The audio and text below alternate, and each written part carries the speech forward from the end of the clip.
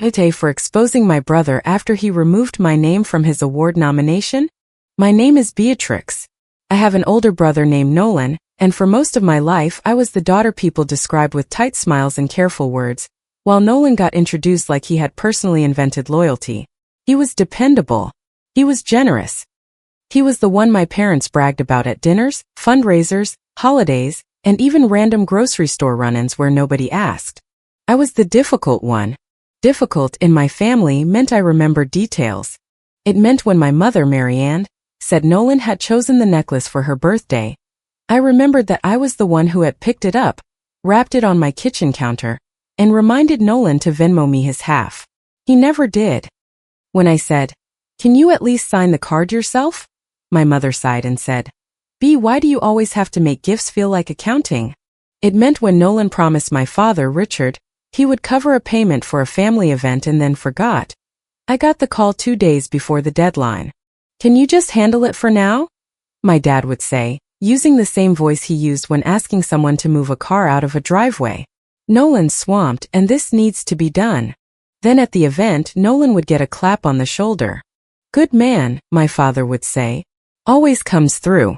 I used to correct things gently, because I still believed there was some magic combination of calmness and timing that would make my family hear me. I would say, "Actually, I handled that one," or "Nolan forgot so I covered it," or "That was my email you forwarded." Every time the table would go still for half a second, like I had burped during a toast. Then my mother would smile too hard and say, "Don't be petty. It all comes from the same family." Nolan would lift his hands, laughing. "Relax, B. Nobody's keeping score." That was easy for him to say. He was the score. The thing that finally broke me started 2 years before the tribute dinner. On a Tuesday night when my phone rang after 11, my mother's name lit up the screen. I remember staring at it because she never called that late, unless she wanted something she didn't want documented in a text. When I answered, she was crying. Not loud crying. My mother never liked sounding messy. It was the controlled, breathy kind that meant she wanted me to feel responsible for fixing the problem before I even knew what it was. "Beatrix," she said, "I need you not to panic." That was how I knew I was about to be asked to panic on her behalf. My parents had been involved for years with a community foundation connected to our family. It helped fund small local programs, scholarship drives, food pantry partnerships, after-school supplies, things like that. My father liked being seen shaking hands near donation banners. My mother liked being on committees. Nolan liked being photographed carrying boxes at volunteer days, especially if someone else had loaded them first. I had helped with paperwork here and there, mostly because my mother got overwhelmed by forms and my father treated every online portal like it was personally insulting him. I wasn't on the board.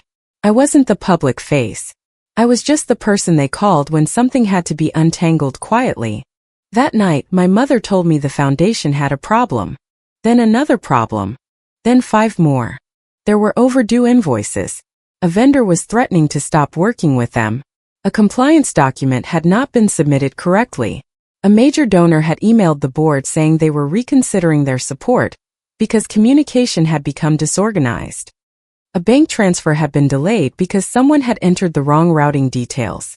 There were missing receipts, unsigned forms, and an angry message from a program coordinator who had been promised reimbursement weeks earlier. I sat at my kitchen table in old sweatpants while my mother whispered through the phone like someone might arrest us if she spoke at normal volume. "Where is Nolan in this?" I asked. Silence. Then she said, "He's been busy." I looked at the clock on my microwave. 11:18 p.m. Busy with what? "B, please. This is not the time to blame your brother." There it was. I had asked a factual question, and somehow it had become an attack. My mother kept talking. She said if the donor walked away, the foundation would look unstable. If the foundation looked unstable, my father would be humiliated. If my father was humiliated, Nolan would be embarrassed because he had just been brought onto a leadership committee to refresh the family presence. She said that phrase like she had practiced it. "Please," she said. "If this gets out, your father will be humiliated." I asked her to forward everything. Within 15 minutes, my inbox looked like someone had dumped a filing cabinet into it from a moving truck.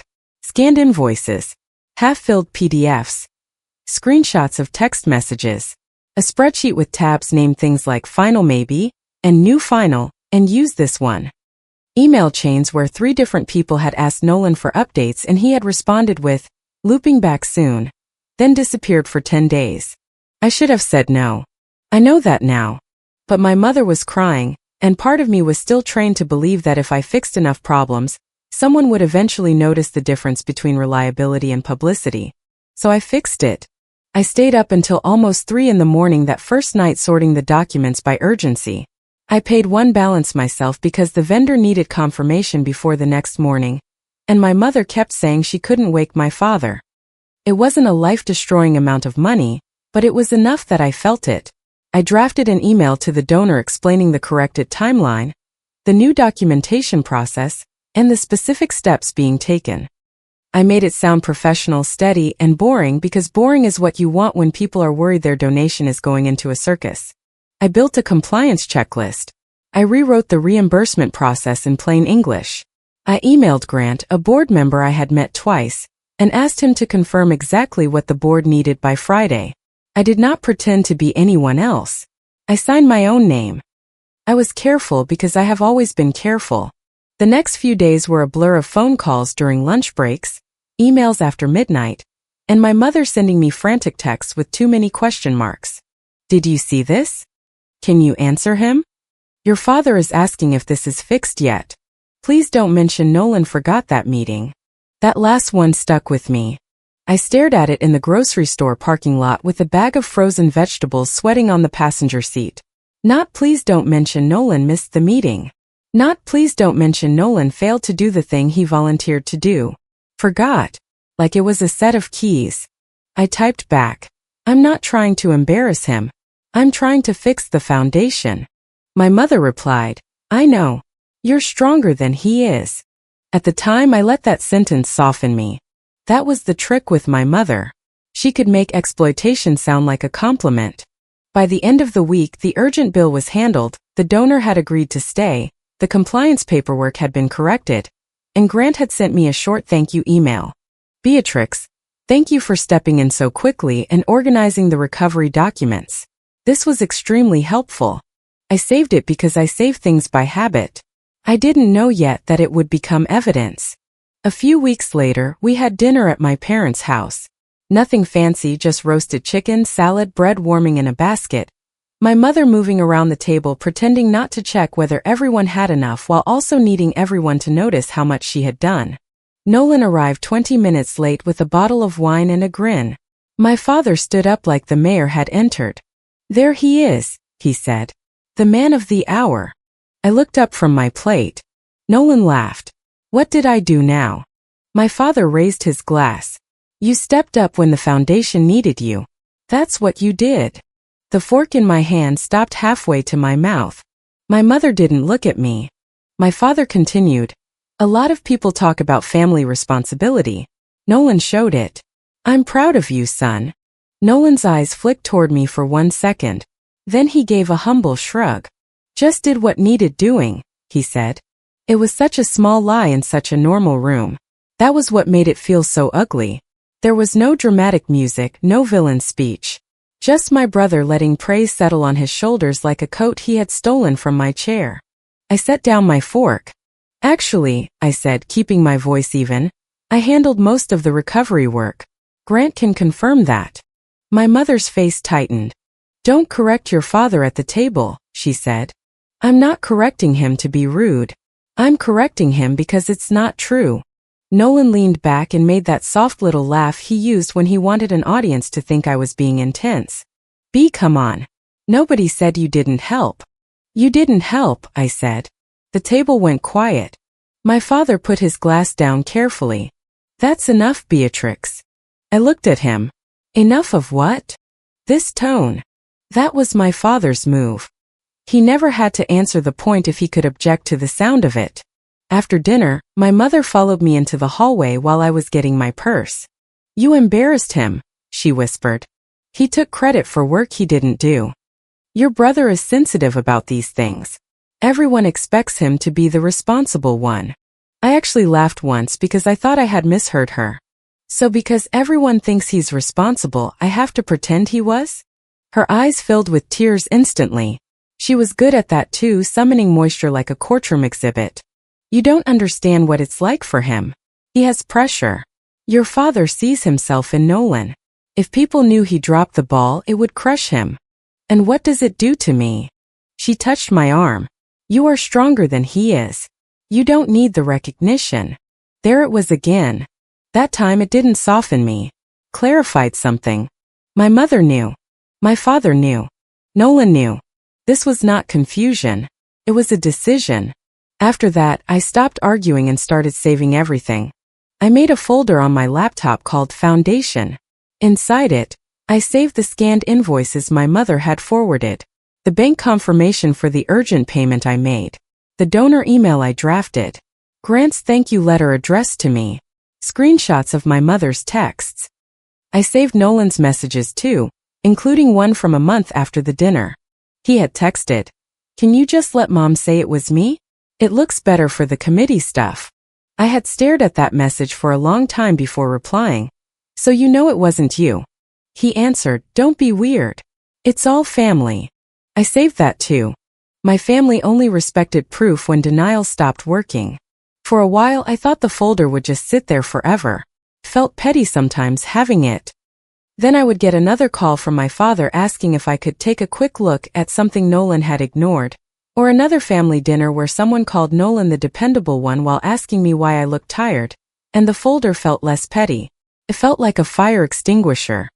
You hope not to use it, but you do not apologize for keeping it near the stove. Then the tribute dinner invitation arrived. It came first in the family group chat because everything in my family came with an audience. My mother sent a digital invitation with gold lettering and a photo of Nolan smiling beside a donation banner. There were heart emojis from cousins, clapping emojis from aunts, and 3 separate messages from my mother saying how proud she was. The dinner was being held in a rented private room at a restaurant, with donors, relatives, board members, and friends of the foundation invited.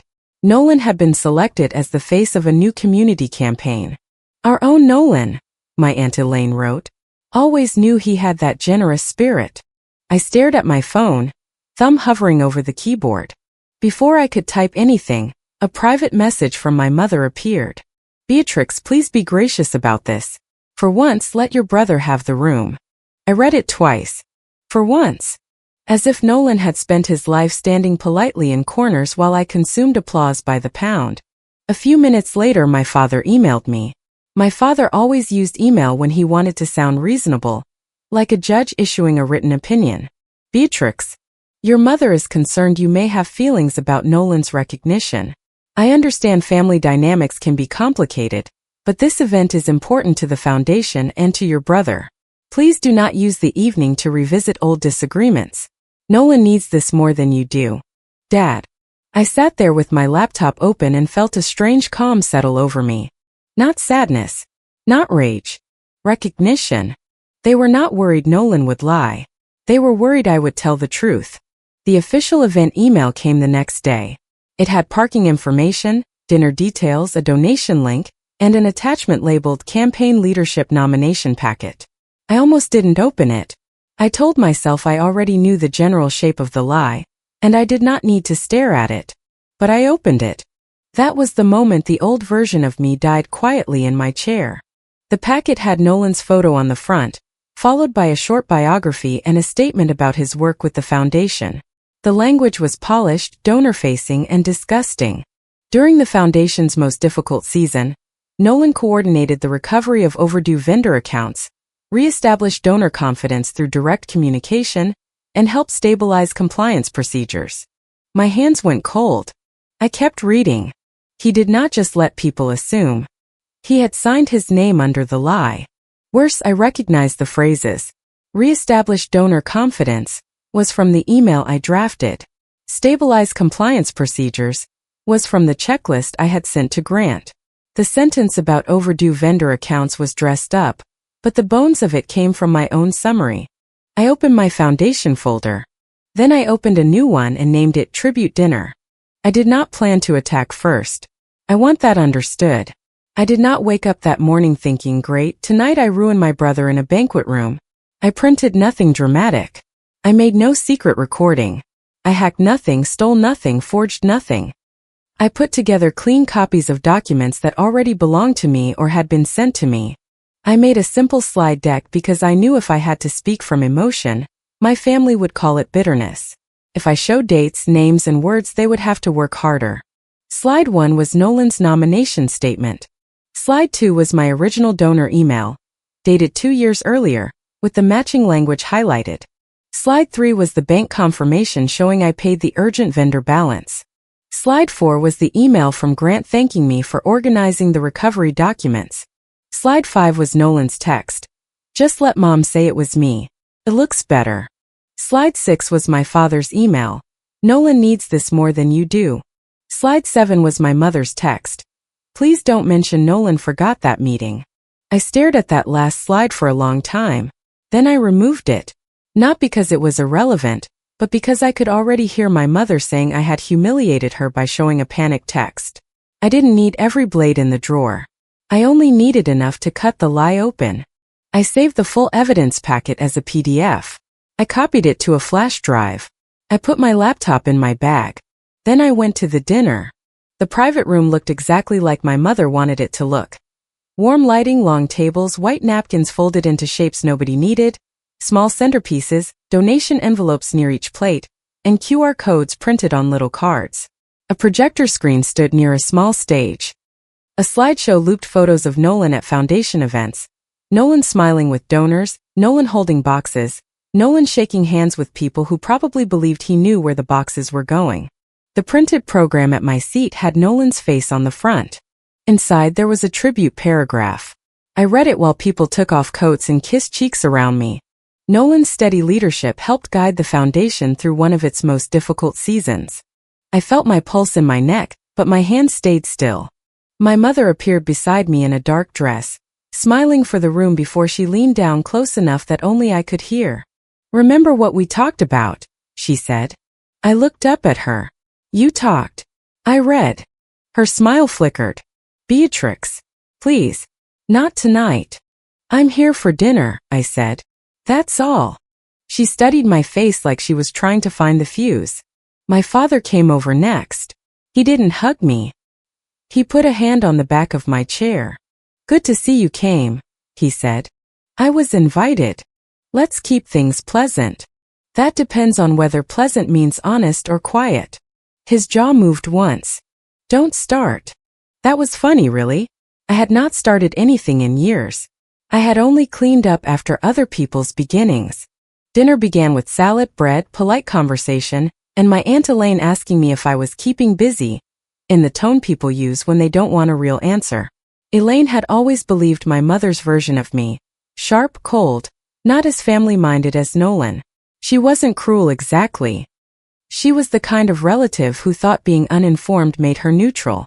Across the room, Nolan moved from table to table like a candidate. He had always been good in public. Warm handshakes, self-deprecating jokes, a gentle hand on an older donor's shoulder. He knew how to make attention look accidental. When he reached our table, he bent to kiss my mother's cheek, then clapped my father on the shoulder. Big night, he said. My father beamed. Well deserved. Nolan looked at me last. B, he said, cheerful and careful. Glad you made it. Wouldn't miss it. Something in my tone made his eyes narrow for half a second. Then he smiled wider. Try to have fun, okay? I'll do my best. He moved on. My mother immediately texted me from 2 seats away. Please don't be sarcastic. I turned my phone face down. The first speeches were harmless. Grant, the board member, spoke about the foundation's campaign goals in measured, professional language. He thanked the donors, the volunteers, the families who had supported the work. He mentioned Nolan as a public representative who had shown dedication and steadiness. His voice was not dramatic. He seemed like a man who trusted the packet he had been given. Then my mother spoke. She talked about Nolan as a little boy sharing toys, Nolan as a teenager helping neighbors, Nolan as a man who carried the family name with grace. She dabbed her eyes once, which I suspected was planned. People smiled. A few relatives nodded. My father looked proud enough to float. I stayed in my chair. My laptop bag rested under it. Then Nolan took the microphone. He started charming. Of course he did.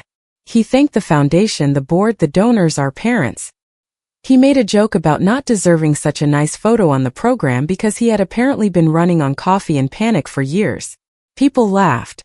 He talked about sacrifice. Family teaches you what service means, he said. You don't do the work because someone is watching. You do it because it's the right thing. I watched my mother press her napkin to her mouth. He continued. There were times when the foundation needed all of us to pull together, and I'm proud I could carry that weight when it mattered. My fingers touched the zipper of my laptop bag. Not yet, I told myself. Then Nolan looked directly at me. His smile changed. It became the smile he used before making a joke he expected me to swallow. Now, not everyone in the family has the same instinct, he said. A few people chuckled before they even knew where he was going, trained by years of my family using me as the safe punchline. My sister Beatrix's proof charity doesn't always start at home. The room laughed lightly. Not everyone. Enough. My face went hot. Nolan lifted a hand like he was calming me from across the room. Relax, B, it's a joke. My father laughed into his napkin. My mother looked down, smiling tightly like this was unfortunate but manageable. Nolan kept going. We love her, he said, which made it worse. But some people take the family name and never carry the family weight. Tonight is really about the people who show up. That was the line. Not the joke. Not the laugh. Not even my parents letting it happen. The line. Some people take the family name and never carry the family weight. My mother reached under the table and squeezed my hand hard. Don't make a scene, she whispered. I looked at her fingers digging into my skin, then at my brother on the stage, standing beneath a slideshow that included photos from events whose paperwork I had fixed after midnight. I gently removed my hand from hers. Then I stood up. The room didn't notice at first. Nolan was still talking, still smiling, still surfing on the little wave of laughter he had created at my expense. I walked toward the side of the room where the AV table sat. A young staff member looked up from the laptop controlling the slideshow. Can I plug in for a second? I asked quietly. She hesitated. Grant, standing nearby, saw me. Is there an issue? There is a correction, I said. It will take less time than Nolan's joke. Grant's expression shifted, not quite alarmed, not quite curious. What kind of correction? The documented kind. By then Nolan had stopped talking. B. He called into the microphone, still trying to sound amused. What are you doing? I took the second microphone from the stand near the projector. It gave a sharp little feedback squeal when I turned it on. Everyone looked at me then.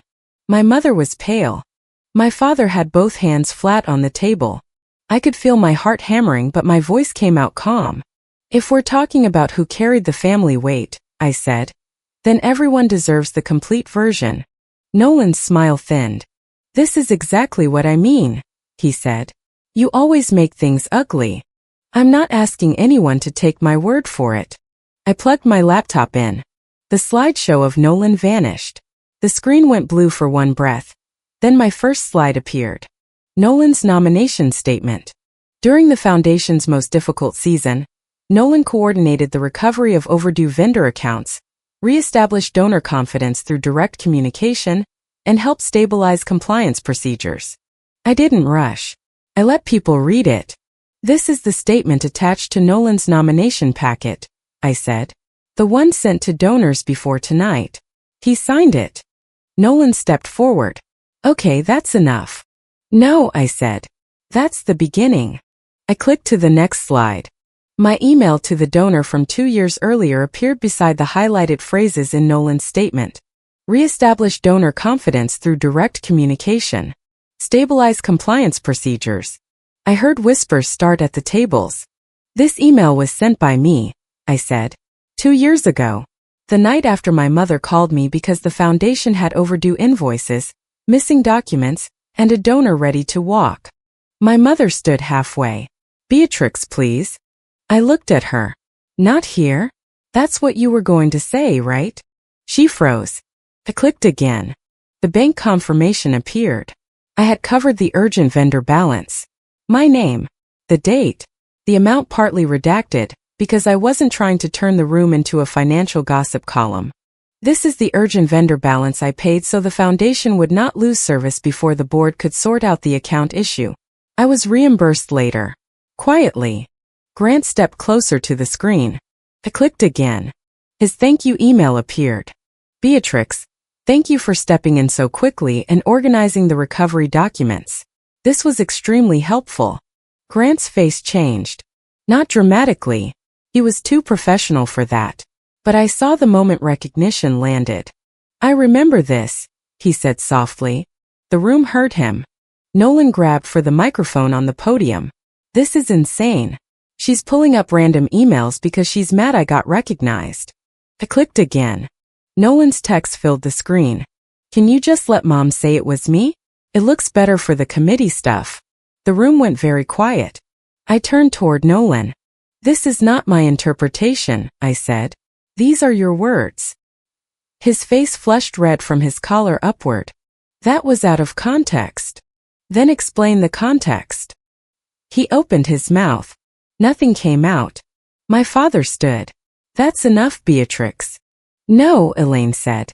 It was the first time I heard her voice cut through my father's in my entire life. She was staring at the screen, one hand pressed to the base of her throat. Wait, she said.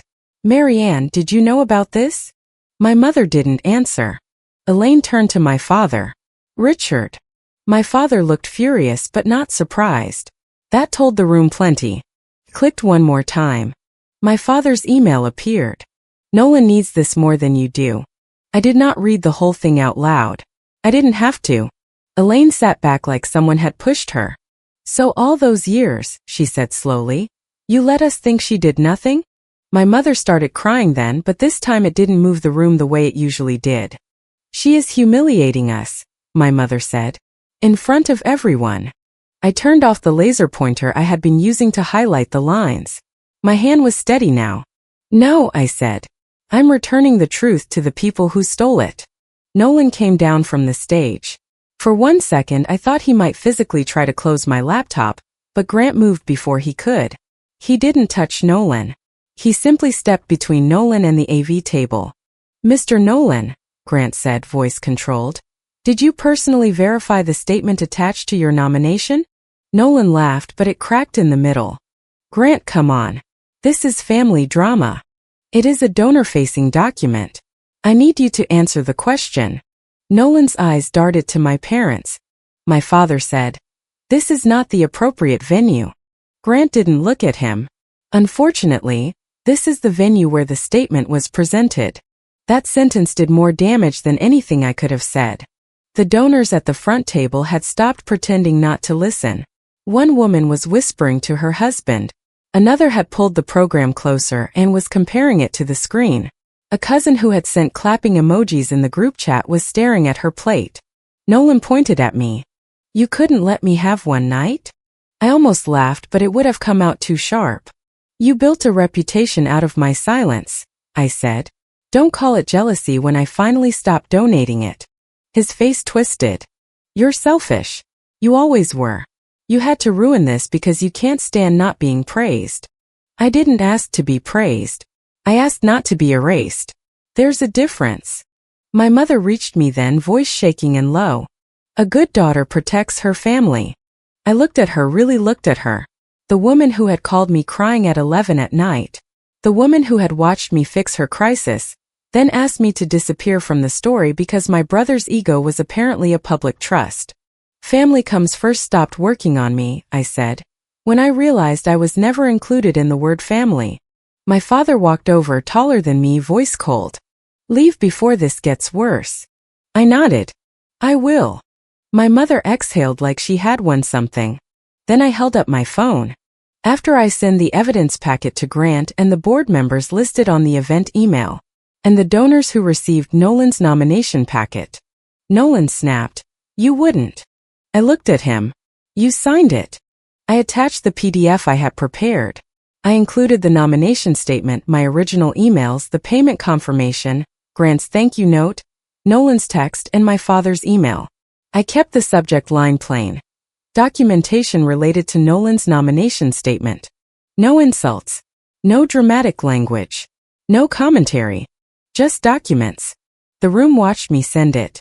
The little whoosh sound from my phone felt louder than the microphone feedback. I unplugged my laptop, slid it into my bag, and looked at Nolan one last time. You can have the room, I said. You just don't get to keep the lie. Then I left. Nobody followed me into the parking lot. That was fine. I sat in my car for 10 minutes with both hands on the steering wheel, breathing like I had run up a hill. My phone started vibrating before I even got home. The family group chat exploded first. One cousin wrote, "What the hell just happened?" Another wrote, "This should have been handled privately." Elaine wrote, "Apparently it was handled privately for 2 years and we were lied to." Then my mother sent, "No one respond further tonight. Emotions are high." That was such a perfect Marian sentence. Passive, polished, and designed to put a lid on the pot after she helped heat it. Nolan texted me directly. "You happy now?" I didn't answer. Then, "You made me look like a fraud." I typed, "You submitted fraudulent credit for work you didn't do. I made you look documented." Then I blocked him. My father called 6 times. I let every call go to voicemail. My mother texted paragraphs about pain, family, cruelty, timing, public humiliation, and how my brother had been under a lot of pressure. She did not say one sentence about the documents being false. Relatives split exactly the way I expected. Some apologized. Not beautifully. Not in grand speeches. More like embarrassed little texts after midnight.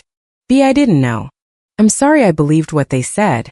That was awful to see, but I'm glad you showed proof." Elaine called me the next afternoon. I almost didn't answer because I was exhausted, but I did. For once, she didn't open with advice. She said, "I owe you an apology." I sat down on the edge of my bed. "For what?" "For thinking you were cold. For not asking why you always look so tired around us. For believing your mother because it was easier." I didn't know what to say to that. The apology wasn't perfect, but it was real enough that I felt it. "Thank you," I said. She sighed. "Grant called an emergency board meeting. They're not happy." I believed that. The official email came 2 days later. It was bland, corporate, and more satisfying than any dramatic apology could have been. The foundation thanked everyone for attending and said Nolan's campaign representative role was being paused pending review of submitted materials. It also said all public statements related to leadership contributions during the foundation's recovery period would be corrected after verification. A week after that, another email went out. Nolan's name was removed as the face of the campaign. The statement credited a combination of board members, volunteers, and administrative support, then included one dry line acknowledging that I had provided significant emergency assistance during the foundation's recovery period. Significant emergency assistance. I laughed when I read it, not because it was funny exactly, because after all that, the truth had been translated into the most flavorless possible language, and it still felt like oxygen. Nolan was required to correct his public statement. His version did not include an apology to me. It said he regretted any lack of clarity in the nomination materials. Lack of clarity. That was fine. I didn't need poetry from a man who couldn't tell the truth without a review committee standing over him. My parents did not take it well. They waited until the correction went out, then called me together. I knew it was together because my father's voice came through first, then my mother's breathing in the background. "We need to talk," he said. "No," I said. "You want to talk. There's a difference." He ignored that. "Your mother has been sick over this." I looked at the laundry basket on my bedroom floor and felt almost peaceful. "I'm sorry she's upset." My mother broke in. "Upset? You ruined your brother's night. You humiliated your father. You made our private business public." Nolan's nomination packet was sent to donors. His speech was given in front of a room. His joke was public. The lie was public. "You could have come to us," she said. I actually closed my eyes. I did. 2 years ago at dinner when Dad praised Nolan for my work. "You told me not to correct him at the table. Then you told me I was stronger than Nolan and didn't need recognition." My mother's voice went thin. I was trying to protect everyone. You were protecting Nolan from consequences. You were protecting Dad from embarrassment. You were protecting yourself from admitting you asked me to clean up a mess and then helped erase me from it. My father cut in. You've made your point. No, I said. The documents made the point. I'm just done hiding them. He took a slow breath, the kind that usually meant he was about to declare the discussion over. Your brother has lost an important opportunity because of you. Your brother lost an important opportunity because he claimed work he didn't do. You know what I mean? I do. That's the problem. My mother started crying again. We are asking for an apology, she said. For what exactly? For humiliating us. I'll apologize for any document you can prove is fake. Pick one. Silence. It was a long silence. Not the kind where people are thinking. The kind where people are searching for a door that isn't there. Finally, my father said, that's not the point. It is the only point I'm discussing. Which document was fake? Nolan's text? Your email? Grant's thank you note? The bank confirmation? The nomination statement? My mother whispered, you know we can't say that. I know. That was the cleanest moment of the whole mess. Not because they apologized. They didn't. Because they had no denial left that mattered. I told them my boundaries before they could turn the call back into a trial. No more emergency money. No more paperwork. No more last-minute rescues for Nolan's forgotten promises. No more family events where I was expected to sit quietly while someone used me as a joke. No more calls that began with family comes first and ended with me doing unpaid damage control. If they wanted a relationship with me, it would have to be one where I was treated as a person, not a backup generator. My father said, you're being dramatic. No, I'm being specific. My mother said, so you're cutting off your family? I'm cutting off the role you assigned me. You can decide whether there's anything left after that. My father muttered something I didn't catch. My mother said I was breaking her heart. I didn't say what I was thinking, which was that she had spent years asking me to break mine quietly so Nolan wouldn't feel a draft. I just said, I'm going now. Then I hung up. For the next month I blocked more people than I expected. Not everyone who disagreed with me. Just the ones who kept asking for an apology while refusing to talk about the stolen credit. Could you have handled it privately? One relative texted. I replied once. They made the lie public. I made the correction public. When she sent 3 more paragraphs about dignity, I blocked her.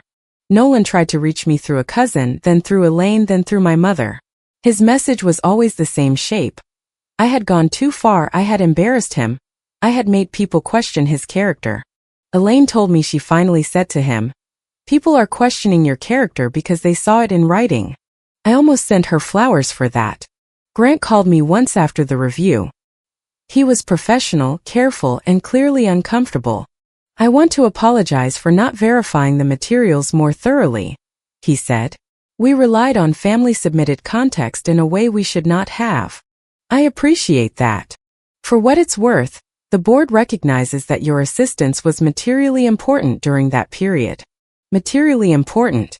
Another phrase with all the warmth of a stapler, but I took it. The foundation did not collapse. There was no dramatic criminal scandal, no movie ending where Nolan was marched out by security or my parents begged on their knees. Real consequences were quieter. Nolan lost the role he wanted. Donors knew the truth. My parents' carefully polished version of our family had a crack through the middle. People started asking questions they should have asked years ago. And I stopped answering emergency calls. That was the part they hated most. 2 weeks after the correction, my father emailed me a document with the subject line "Quick Review." No greeting. No apology. Just an attachment and a note. Need your eyes on this before Friday. I stared at it for maybe 10 seconds. Then I replied, I'm not available for unpaid family cleanup work. Please contact the appropriate person. He wrote back, this is not the time for pettiness. I deleted it. My mother called the next morning. I let it ring. Then she texted, we need you to stop punishing everyone. I replied, I am not punishing anyone. I am resigning from a job I never agreed to. After that, the silence was almost strange. For years, my phone had been a leash disguised as a lifeline. Every vibration could be a crisis, a guilt trip, a demand wrapped in a compliment. Without it, my evenings felt unfamiliar. Quiet. Mine. I won't pretend I never cried. I did. Not because I regretted exposing Nolan, but because telling the truth did not magically give me the family I wanted. It only showed me the one I had. That hurt. But it was cleaner than confusion. A few months later, there was another family event. My mother sent me an invitation through Elaine instead of directly. Elaine called and said, "You don't have to go. I just wanted you to know you were invited." Did my mother ask you to say that? Elaine paused. Yes. Did she ask you to say anything else? Another pause. She said she hopes you won't bring up unpleasant things. I smiled, but it didn't feel happy. Then I won't attend. Elaine said. I understand. That was new. I don't know what my relationship with my parents will look like years from now. Right now, it is civil from a distance. I answer practical messages if they are respectful. I do not answer guilt. I do not debate whether the truth was rude. I do not accept assignments hidden inside concern. As for Nolan, I have not spoken to him. He sent one email after the review. Probably because someone told him texts were too risky. It said he hoped we could move past the misunderstanding. I replied with one sentence. This is not a misunderstanding. It has dates. Then I archived it. People who think I went too far usually focus on the dinner. They say I embarrassed him in front of donors and relatives. They say I could have pulled him aside. They say public correction was cruel. Maybe public correction is cruel when the mistake is private.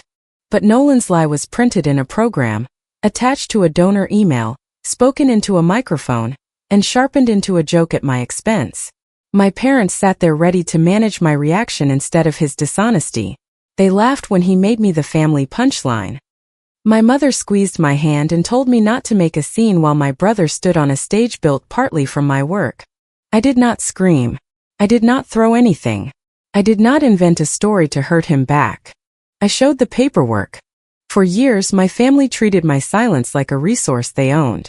They spent it to protect Nolan, to polish my parents' image, to make uncomfortable facts disappear before dinner. That night, they reached for it again, and for once it was not available. I don't need them to clap for me anymore. I don't need my mother's careful smile, my father's approval, or Nolan's fake little laugh that tells a room when to dismiss me. I can live without being introduced as the generous one or the dependable one or the daughter who saved anything. What I cannot live with anymore is being used as the receipt they hide after the purchase. They made the lie public. I made the correction public. If you liked it, don't forget to leave a comment and support the channel by subscribing. See you in the upcoming stories.